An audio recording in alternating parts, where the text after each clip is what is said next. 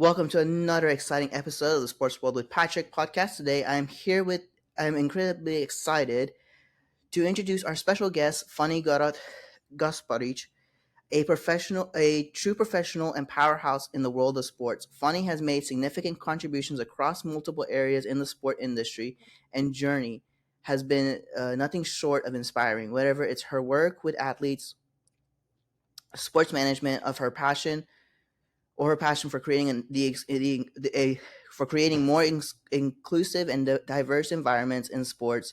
Funny continues to break barriers and set new standards. Funny, it's an honor to have you on the podcast today.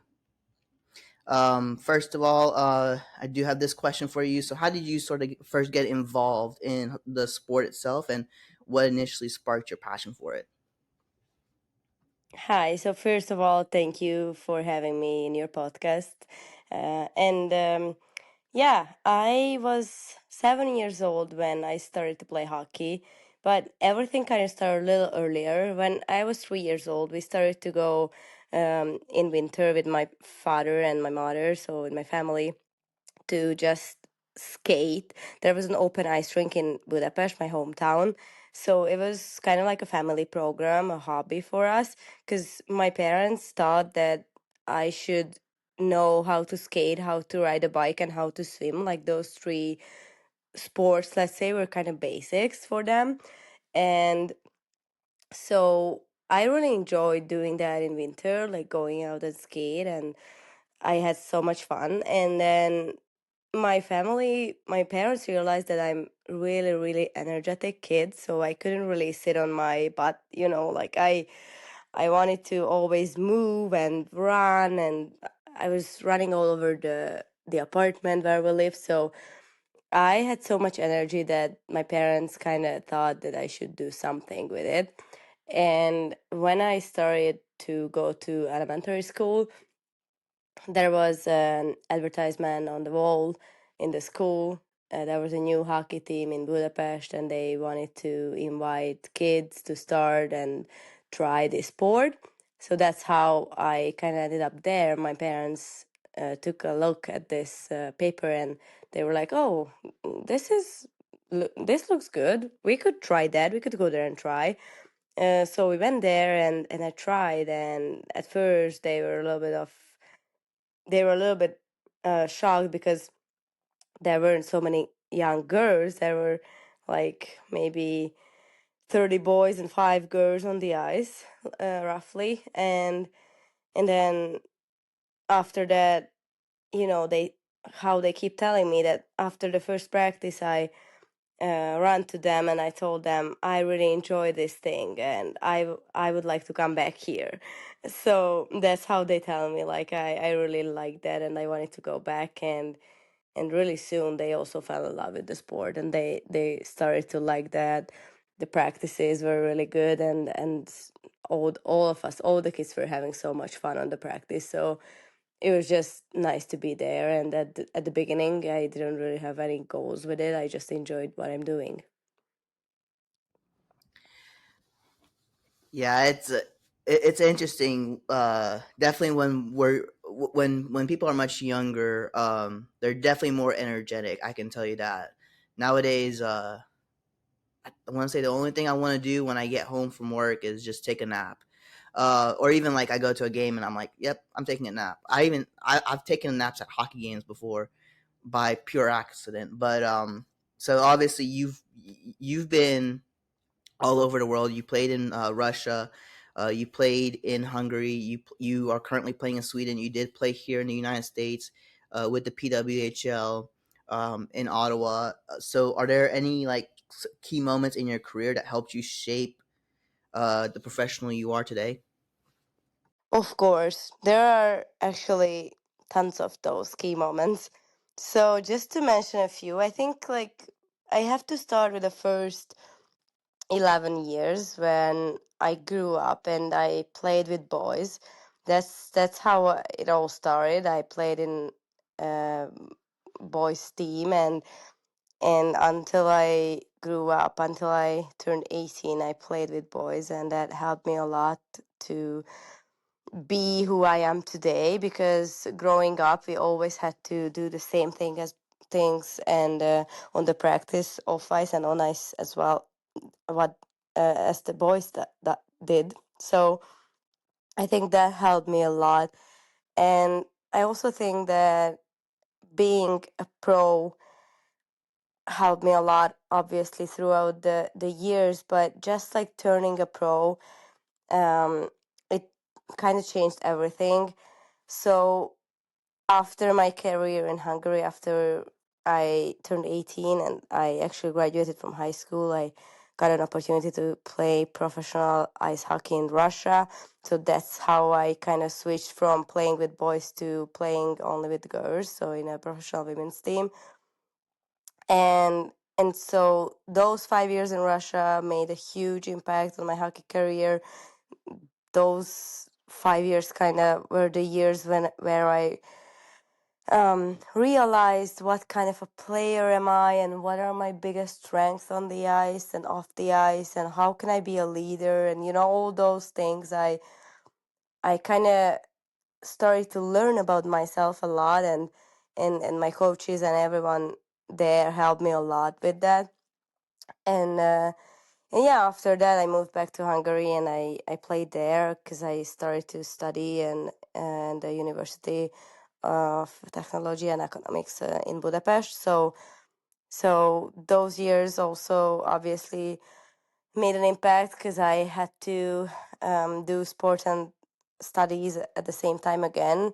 But this time university, which wasn't that easy, but I managed. So after that I had another opportunity to play abroad. So I moved to the US. I played in the PHF, and then after that I played in Sweden, and then, as you said, in PWHL Ottawa, and I'm back to Sweden. So I feel like every year spent abroad and in those different countries made a huge impact on me, and just like knowing and learning about different cultures and different hockey cultures, and meeting different people, and seeing how people play hockey all around the world.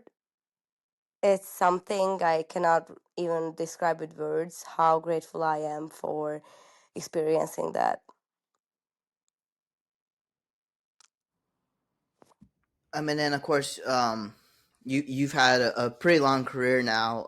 So in terms of mentors or role models, who had the most significant impact on your career and how? Well, that's a tough one, because I feel like I didn't really have that one role model throughout my life, and so like when I was a kid, obviously I don't know, I didn't really have that role model type of thing. But then where I played in Budapest Stars, we had a men's team when I was, I think, around the age of 14, 15. We had a men's team, and I used to go to the men's games, and I had a few players there who I watched and liked how they played. And when I moved to Russia, obviously, I went to lots of KHL games, and I liked few players there. And for example, Ilya Kovalchuk, I really liked his style of play. And then obviously, like Alexander Ovechkin, I also liked. So I got to know about famous hockey players from all around the world. And from women's side, I didn't really, to be honest with you, I wasn't really following women's hockey until I turned around, like, I don't know, 16 years old, when I kind of realized that we had this national team program with Team Hungary, and then I realized that, oh my God, we can go to international tournaments and we can play against different countries there. And okay, who are the top countries in the world? And then I started to get involved with that a little bit. And then in Russia, I had teammates like Olga Sosina, who is a really great player, and I was fortunate to play with her 3 years. So I learned a lot from her too. And then obviously, I knew of Hillary Knight and Mari Firpulen, so those icons from U.S. and Canada. and by now I'm fortunate to say that I played against both of them, and I played in the same league as them. They played, so yeah, and on the international stage, we played against the top teams in the world. So by now, yeah, I'm just looking back, and just like when I'm saying this, I think back how big of a ride was that. And then, obviously, like you mentioned, you did when you moved back to Budapest, you did have to, or you went to go study, and so not many people see it where the two sides of what athletes have to deal with, where they have to work on their studies, but also sort of keep up with their conditioning and all that. So how do you balance the demands of your personal life with your personal passion and interest in the sport? Well, I think that's something what was always part of my life ever since I started to play hockey. My parents always had big expectations on me, so I always had to be good at school and get good grades because they knew that I'm capable of doing that. And so I only could go to practice if I got everything done at school. And like I always had to have that balance. And so after graduating from high school, as I said, I moved to Russia. So there was like a 5 years break, but then I moved back, and I knew that I wanted to study chemical engineering. And unfortunately, my schedule of university didn't really match with my schedule of hockey. So I kind of had to try to make the most out of it. And I think I did, because I don't remember I had when I had to miss a game because I had exam or so, because I always could manage the exams at university. So and also like I always try to be there in the university whenever I could. And I feel like I just learned how to manage my day and how to kind of plan ahead and use my time and be just effective and productive kind of all the time. And then obviously you've seen different coaches and you've played with different athletes around the world. So, what do you sort of look for in qualities that you believe are important for athletes, coaches, and professionals working behind the scenes to succeed? Excuse me, could you repeat the question? Yeah, it's all good. What qualities do you believe are most important for athletes, coaches, or professionals working behind the scenes to succeed? Well, I think a coach has to be a true leader, and a coach has to have respect and background, and has to earn the respect. And I think I'm fortunate to say that I worked with coaches, with a few coaches who really had that and really made a huge impact on my life. So I'm really grateful for that. And I'm not sure what do you mean, like working behind the scenes. So can you be a little more specific about that? Just sort of like the people, like the physical therapists and all of them. Oh, okay.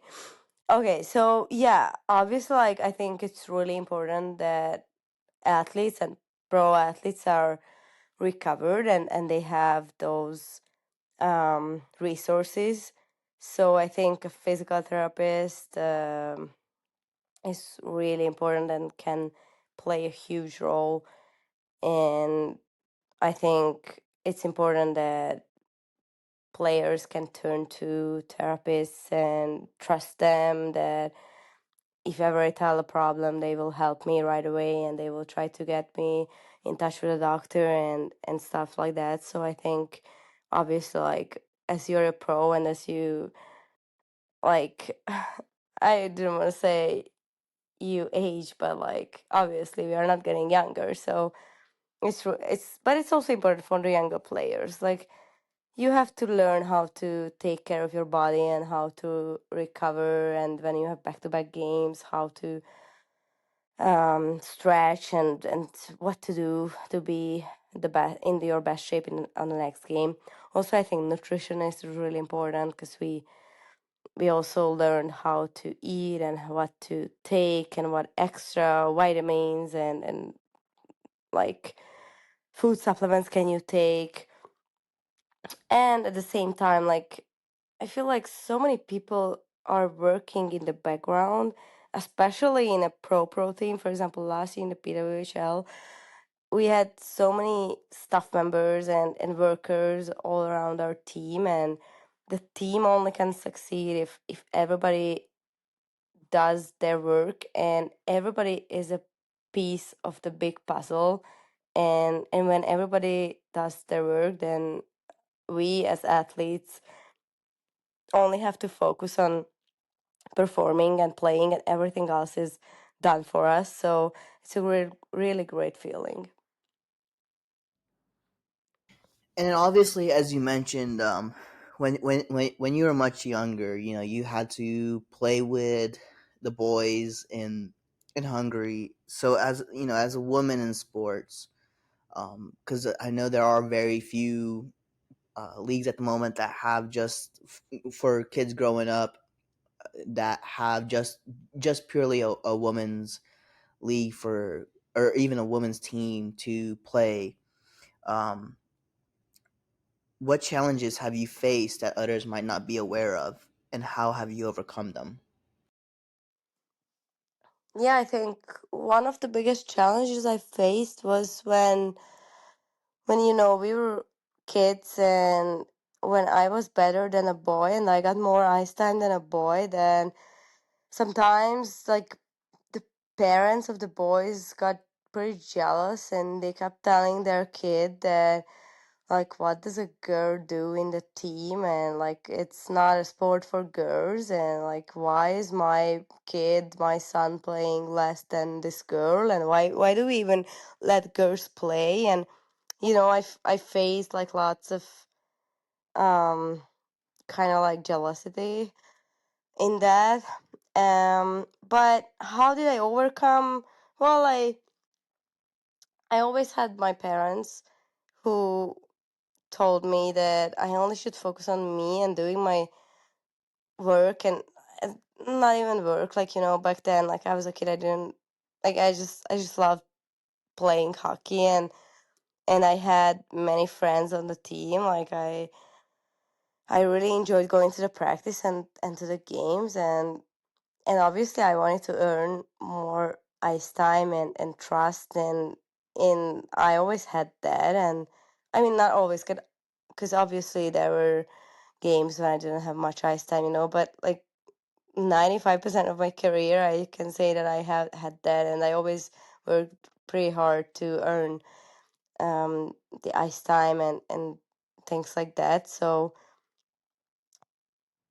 I don't know. I think my parents helped, my coach helped, and by time, like, the good people get what they deserve, and I feel like those parents who were jealous and said things like that about girls should not be on the team and stuff, I think their kids aren't really at a high level hockey now. And I'm look at where I am. So I think hard work always pays off, and those who said that, they didn't really wanna work hard, and they were just like jealous of my success or my girls teammates' success, because we put the work in, and with work we could even be better than some of the boys. So I think that was kind of the biggest challenge, and obviously, like, just doing the same thing as the boys, and growing up, sometimes obviously it wasn't easy. And as boys and girls grow up together, they didn't really think about us as girls, they just treated us like a friend on a team. And yeah, by time now if I think back, I don't really feel like that was hard or that was challenging. But when I lived that, I sometimes I found like that's pretty challenging. But now I think back and I'm grateful for every second. And I miss playing with boys, to be honest. Now, funny, I know you did have an injury this last season when you were in the PWHL. I believe it was an ACL injury that you had. And I know that sort of happened right before the World's tournament. I know you had to miss the World tournaments last year to recover from that injury. And I know you had another injury from the year before. It might have been 2 years before that. So how do you sort of overcome that from last season, where you get to see the same girls that you've been playing with for now a while, and unfortunately because of an injury you weren't able to play at that point. Was that sort of an easy, or was that sort of hard to not be on the ice there? Oh, that was pretty hard. And I'd like to correct you because that was my first ever injury. So I didn't have any injuries before. So I I didn't even know how to react to it and what to do. I think that was the hardest part of my career for sure so far. And I really hope that that was the first and last one. You know, everything happens for a reason. So I'm not sure I found the exact reason why this happened, but I'm not even sure I have to find the exact one. But I gotta believe that everything happens for a reason. And I now, as I'm recovered, I know that I learned a lot throughout this process, and I became a better person and a better athlete and much stronger one than before. But no, that wasn't easy. That was really hard. That I wasn't able to be with my team and help them and just enjoy time together and then play together and reach our goals together. That was unbelievably hard to live that through and to get that through. Sorry about that. Funny, I thought you had an injury the season before. But I do also have this question: since you've had a long career in hockey, what has been, in your opinion, the most rewarding part of your career? Uh, I had a few of those too. Well, um, I think one of the most rewarding part is that in 2019 we won the Division 1A World Championships in Budapest, and that was a pretty hard season for me. And I think I personally performed pretty good there, and my whole team performed amazing there, and we won and we qualified to the top division first in our history. So that was a huge moment, and we played that in the ice rink where I grew up. So that was really really special. And in the last game, my whole family was there, and it was amazing to share that moment with them. And obviously, like being able to play in the APOL World Championships was a big reward. And outside of the national team, playing 5 years in Russia, getting a Russian championship, winning a gold there, playing in two All Star games in Russia. Then, after playing in the PHF and also playing in the PHF All Star and scoring a few goals there, like that was an incredible memory, and I will never forget that. And obviously, after that, making the PWHL team and playing in the best hockey league in the world and scoring my first goal there and skating out and playing in front of 8, 10,000 fans, that's a huge reward. So I had a few rewards. So if I think about that, I feel like I had even now I can say I had a pretty full career. And then, what was the best piece of advice you've ever received, and how it shaped your professional career? Hmm. Well, I think probably the best advice I got was that I can think of two. First one was that if you have a goal, you gotta work for it and work really hard for it, and hard work always pays off, and you have to believe in the process. And second one probably was that you can contribute for a team in different ways. And even though you're forward, it's not always just about scoring goals or making points. And even if you didn't do that, you still can be a great player, and you still can make a huge impact, and you shouldn't just judge your performance on that.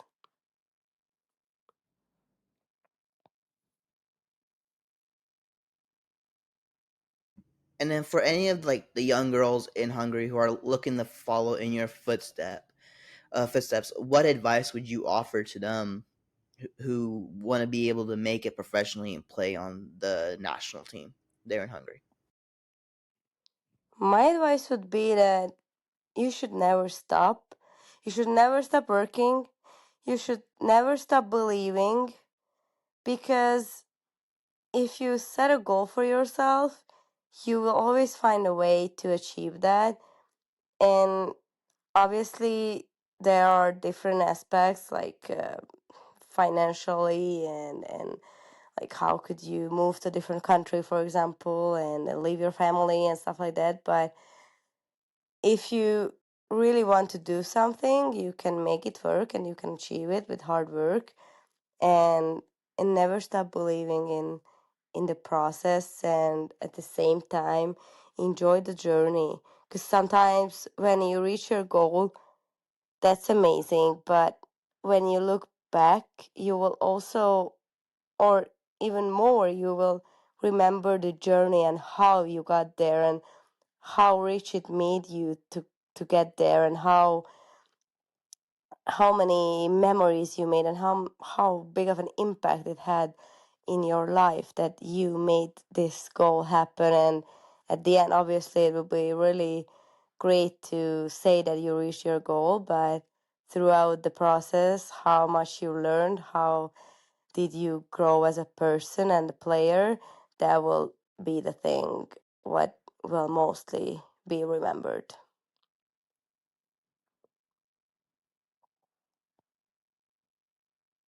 And then I'm going to ask you some really fun questions here before we finish up the English part of this. If you could have dinner with any sports figure, past or present, who would it be and why?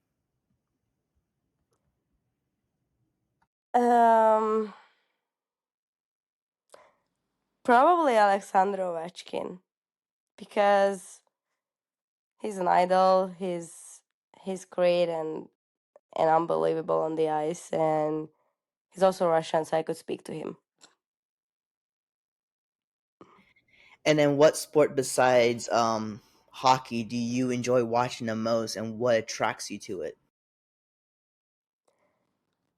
Probably water polo, because my sister played water polo, and I used to go to her games, and I love the team sport, so obviously that's a team sport as well, and it's really interesting how they swim and play with the ball at the same time.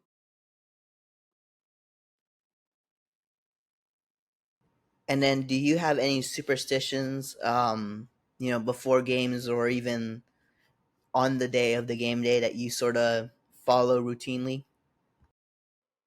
Well, just basic things like you have a part of my warm up on off ice warm up, what I do in the same way regularly, and then when I'm putting my equipment on, I always put my right skate on first, and I always tape my stick before the game, and I always do it in the same way.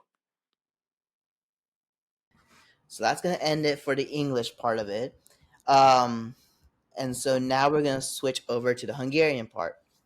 Üdvözlöm a hallgatóknak a Sportvilág a Patrika podcasten legújabb epizódjában.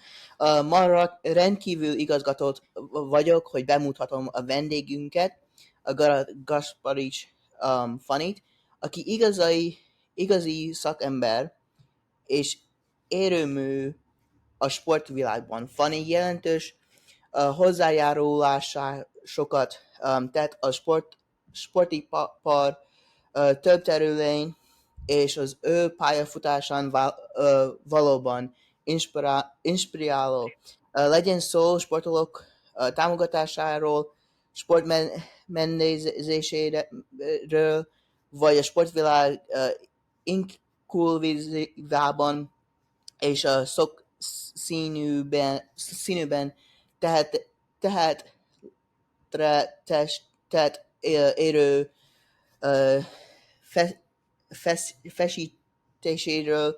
Fanny folyamatosan új határokat fejleszget, és új standardokat állít. Fanny, nagyon megtisztelem számunkra, hogy itt van a podcasten, üdvözlöm, és kezdjük el ezzel a kérdést, hogyan kezdted el a sportot, és mi volt az, ami elsőszor felkelette a szén védelet. Köszönöm a meghívást. Először is ez olyan 7 éves koromra nyúlik vissza, amikor elkezdtem jégkorongozni, de 3 éves korom óta tudok korcsolyázni, mert a szüleim úgy gondolták, hogy meg kell tanulnom úszni, biciklizni és korcsolyázni. Aztán 3 éves korom óta jártunk a nyitott jégpályára a közönségkorcsolyázásra, majd mivel nagyon energikus kisgyerek voltam, ezért a szüleim úgy gondolták, hogy mindenképp kellene valamit sportolnom, és egy véletlen folytán jött a hoki. Az elsős koromban az iskolában volt egy plakát, amin egy új hoki csapatot reklámoztak, és toborozták a gyerekeket.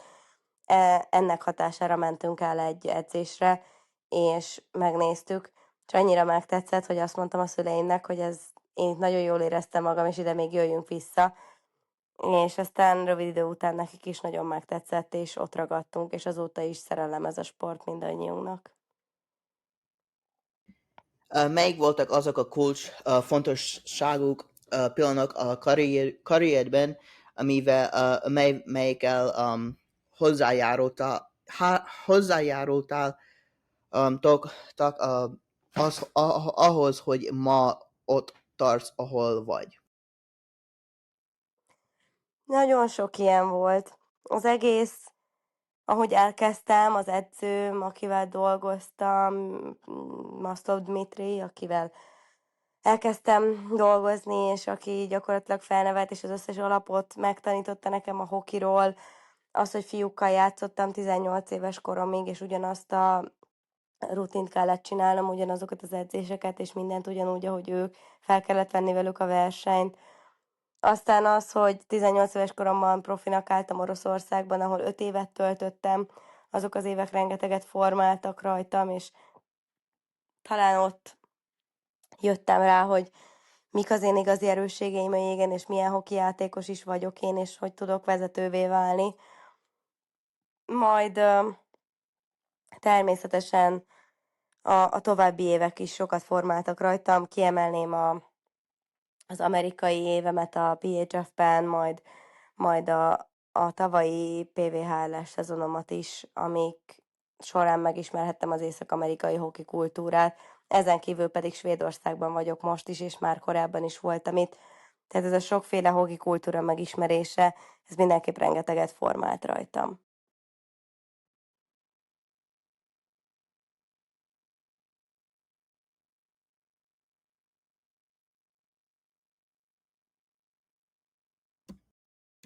És milyen mentorok vagy példaképek voltak, akik a legnagyobb hatással voltak a karrierben, és hogyan?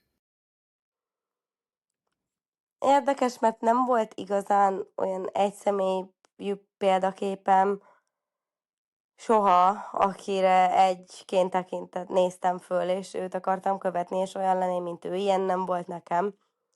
Viszont a Budapest Starsban nőttem fel, és ott indítottak egy felnőtt csapatot, aminek a meccseire kijártunk. Ott emlékszem, hogy Kangyal Balást néztem még, hogy hogyan játszik. Aztán, aztán utána olyan 15-6 éves koromban, amikor realizáltam, hogy itt a női válogatottal ki tudunk menni külföldi versenyekre, akkor kezdtem el így a női hoki iránt is egy kicsit érdeklődni, és meglátni, hogy milyen játékosok vannak. Aztán kijutottam Oroszországba, ahol nagyon jó játékosok között voltam, és például Olga Szoszinával együtt játszottam 3 évig, aki egy nagy ikon az orosz női jégkorongban. Ott rengeteg KHL meccsen is voltam, Ija Kovácsuknak a játékát nagyon szerettem. Aztán nyilván évekkel később elkezdtem ismerettséget szerezni arról, hogy Amerikában, Kanadában a világ tetején milyen játékosok vannak, és hát Hillary Knight meg Mari Philippoulin nevét mindenki ismeri, ők is abszolút benyomást tettek rám, illetve csodáltam, hogy ők hogyan játszanak. Aztán mai napra már szerencsés vagyok, hogy elmondhatom, hogy játszottam velük egy ligában, és ellenük meccseket, úgyhogy nagyon gazdag volt ez a karrier már most. És hogyan egyensúlyozod a szakmai életed követelményeket a személyes kez, kez, keze, kez, készen védelésével és érekeződését a sportokban? Szerintem nekem ez mindig is életem része volt, hiszen úgy nőttem fel, hogy gyakorlatilag a tanulás meg a sport kéz a kézben jártak, és a szüleim folyamatosan azt várták tőlem, hogy teljesítsek az iskolában is, és az edzésen is, hiszen miért csinálnánk valamit, hanem azért, mert a maximumot akarjuk benne nyújtani, és belőle kihozni. Úgyhogy én csak akkor mehettem edzésre, hogyha jól tanultam. Szerencsére ezzel sosem volt probléma, úgyhogy nem kellett soha azért edzést kihagynom, mert problémáim voltak a tanulásban. Viszont ez a kettősség megtanított arra, hogy hogyan tervezzek, hogy hogyan osszam be az időmet, és hogy hogyan balanszoljam ezt a kettőt. Úgyhogy aztán később, mikor az egyetemet elkezdtem, akkor is ezekre az időkre nyúltam vissza, és azokra az eszközökre, ahogyan korábban ezt menedzseltem. Ez segített abban, hogy az egyetemi beosztásomat és a profi hokit tudjam együtt csinálni. Természetesen kellettek az edzők és a tanárok rugalmassága is, akiknek ezúton is nagyon köszönöm, de valahogy az én életemben mindig az volt jellemző, hogy egyszerre több dolgot csinálok, és több dologban állok helyt. És mint a nő a sportvilágban, milyen kihívásokkal szemben sültél, amikkel mások talán nem látnak, és hogyan küzdöttél meg velük? Azt hiszem, amikor fiúk között játszottam, akkor nyilván voltak ilyen kihívások még gyerekként, meg fiatalként, amikor többet játszottam egy meccsen, mint egy fiú, vagy ügyesebb voltam, mint egy fiú, és ezeknek a fiúknak a szülei olyanokat kiabáltak be, hogy mit keres itt egy lány, és miért van egyáltalán itt lány a pályán, miért van itt a csapatban, ez nem lányoknak való sport, és ilyen bántó dolgokat kaptam, és akkor ezzel jelentősen meg kellett küzdenem, és volt néhány ilyen fajta fiú a csapatban, akik ezt a vonalat képviselték, mert valószínűleg ezt hallották otthon, hogy miért van itt lány, és miért kell itt lennie, de ezek csak irítségből beszéltek ezek az emberek, és úgy gondolom a végén az életben mindig mindenki megkapja azt, ami jár neki, és úgy gondolom, hogy a jó emberek megkapják a jutalmukat előbb vagy később, és most már nem tekintek erre úgy, mint egy sérelemre vagy egy problémára, de ez valami olyan nehézség, amit esetleg nem sokan tudnak, hogy ezzel is meg kellett küzdeni.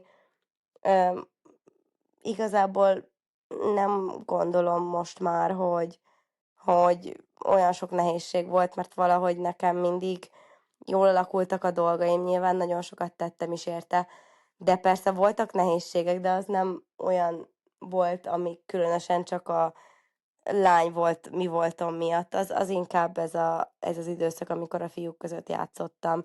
Egy-kétszer előfordult. És én tudom, hogy ebben a múlt szezonban megsérültél, amikor itt voltál Amerikában, a PWHL-ben, Aroában.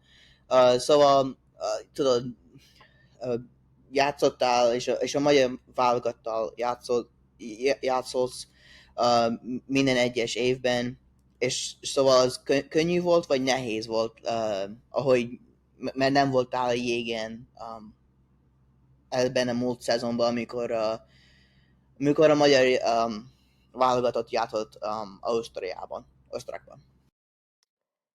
Igen, ez nagyon nehéz volt. Ez volt az első, és remélhetőleg az utolsó ilyen sportsérülésem. Valamiért ezen is át kellett mennem, és hiszek abban, hogy minden okkal történik. Azt nem tudom, hogy pontosan ennek mi volt az oka, de nem is biztos, hogy ezt meg kell tudnom, és meg kell látnom.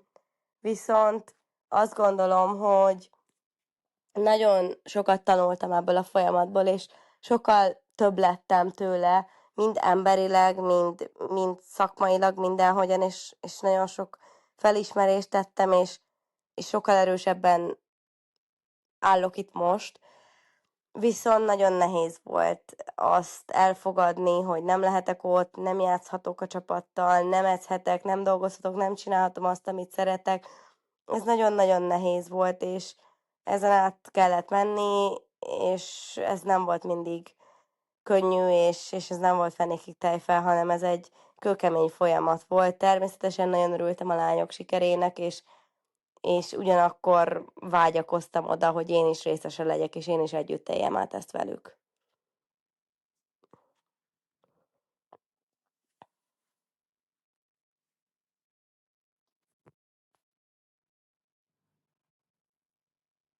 Itt vagyok, bocsánat. De hát volt nekem ez is egy kérdés, szóval tudom, hogy a válogattal játszolsz, és nagyon hosszú karrier van. Mi volt, ami a legjobb év a karrierben? Nehezen tudnék kiemelni egy ilyet, mert nagyon sok ilyen volt, vagy hát több ilyen is volt. Leginkább azt tudnám mondani, amikor 2019-ben Budapesten följutottunk az A csoportba, és megnyertük a világbajnokságot. Történelmet írtunk a lányokkal. Az volt az első, amikor feljutottunk az A csoportba, és úgy gondolom, hogy azt megélni hazai jégen, ott volt a családom, ott ünnepelt velem, és abban a csarnokban játszottunk, ahol én felnőttem, az nagyon-nagyon különleges volt. Persze ezen kívül az átcsoportos világbajnokságokon való részvétel, az oroszországi bajnokságnyerés, az aranyérem, a 2 All-Star gála, az amerikai csapatban játszás, az ottani All-Star gála, majd a PVHL-be való bekerülés, és kikorcsolyázás 8-10 ezer ember elé, és minden meccsen ennyi ember előtt játszani, és szerepelni, és aztán ott gólt lőni, ezek mind-mind nagyon-nagyon meghatározó élmények a karrieremben. És volt nekem ez is a kérdésem, mert most voltál egy tornánon, ahol játszottatok az olimpiai kezdezés előtt, um, és tudom, hogy az olimpiai torna, az, hogy mehetsz az olimpiára, az jön februárban. Szóval hogyan nézed most a csapattal, és milyen jó volt az a torna?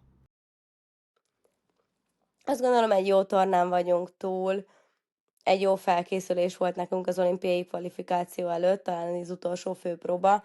3 jó mérkőzést szerettünk volna játszani, ez azt gondolom sikerült az eredményektől függetlenül, bár 2 megnyertünk, egyet pedig büntetőkkel veszítettünk csak el, tehát mindegyik mérkőzés szoros volt.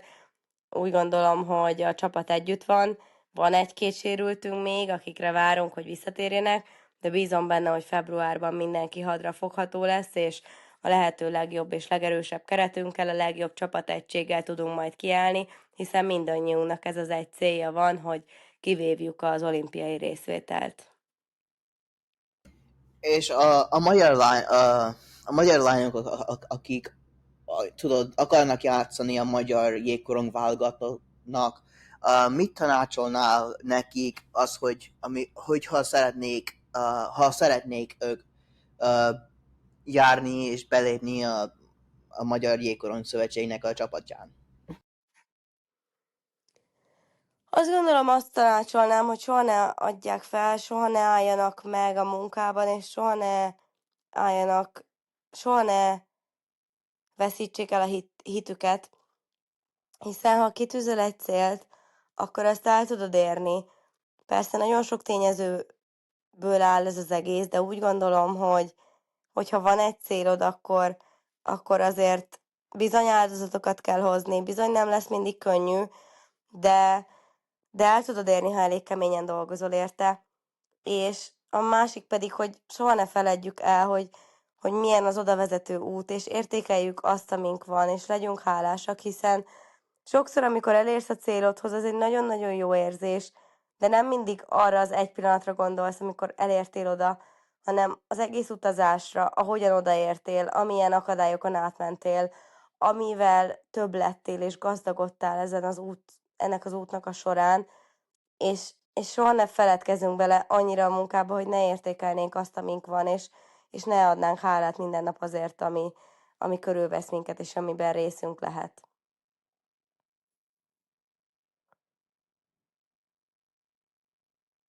És akkor itt jönnek um, a nagyon vicces kérdések. Ha vacsorázhatnál bármilyen sportolóval, aki a múltból akár a jelenből, ki lenne az, és miért? Nehéz kérdés, de akkor ugyanazt mondom, amit az angol verzióban, szóval Alexander Ovechkint mondanám, hiszen egy remek hoki játékos, és nagyon nagy hoki intelligenciával rendelkezik, és kíváncsi lennék, hogy hogyan jutott el idáig, illetve mivel orosz, ezért tudnék vele beszélgetni. De most, hogy így végig gondolom, és ha bárkit választhatnék, amúgy Michael Phelps-el is szívesen beszélgetnék. És milyen sportokat szeretsz legjobban nézni a jégkorongon kívül, és mi vonz benne? Itt a vízilabdát mondanám, hiszen nekem a húgom 10 évig vízilabdázott, és sok meccsére jártam ki, és nagyon megtetszett ez a sport. Szeretem a csapatsportokat, és nagyon tetszik, hogy vízben játszanak, tehát egyszerre kell úszniuk, fennmaradniuk a vízen, és még egy labdával is dobálóznak, és kapuba kell azt juttatni, úgyhogy nagyon izgalmas és érdekes sport. És mi a játék előtti babonák neked? Csak ilyen hagyományos babonáim vannak, például szárazba melegítésen van egy 5-6 perces rész, amit mindig ugyanúgy csinálok meg, illetve meccs előtt mindig bepászkázom az ütőmet, mindig ugyanúgy, és az öltözésnél a jobb korcsolyámat veszem fel először mindig, illetve a jeges bemelegítésnek is van egy része a végén, amit mindig ugyanúgy csinálok, illetve meccs előtt mindig leírom a célomat az adott mérkőzésre. És akkor így jön a nagyon nehéz kérdés. Ki a kedvenced csapat társad a válogatottban? Hú, ez nehéz kérdés, meg ez angolul nem is volt, erre nem készültem. Hát igazából nehéz egy kedvencet választani, mert nagyon sokan állnak közel hozzám a csapatból, és mindenkiben tudnék valamit mondani, amit tanultam tőle, vagy amit el tudok tőle lesni. Úgyhogy itt igazából a szobatársamat fogom mondani, Krejszemmát, akivel már 5 éve szobatársak vagyunk, már ez lesz a 6. és nagyon szeretek vele beszélgetni, és kicsit olyan, mint a második húgom, meg barátnőm is, megértjük egymást, és nagyon hasonlóan gondolkodunk dolgokról, és már fiatalkor ellenére is, amikor elkezdtünk szobatársak lenni, akkor is már felismertem benne azokat az értékeket, amik magasra és messzire viszik, úgyhogy nagyon jól megértjük egymást, úgyhogy ezért mondanám őt.